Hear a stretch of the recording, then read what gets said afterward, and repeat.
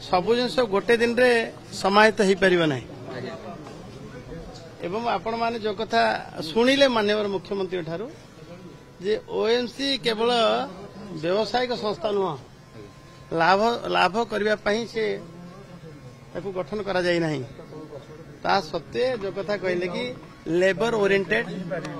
खनि खादान अंचल लोक को अधिक अंतर्भुक्ति करेवा एवं ताकू वैल्यूएटेड करेवा जेमती कि पेलेट कारखाना से जिगा रखिले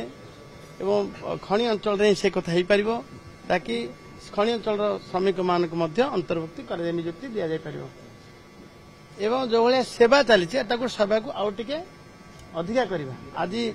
खनि अंचल वाटर एटीएम कथा भी कहले शीघ्राति शीघ्र सेवा कार्य अधिक सीएसआर जिन विनियोग हम तार आज मार्गदर्शन आम कले से दिगरे आम विभाग काम कर माननीय मुख्यमंत्री जो आशा रखिछन सफल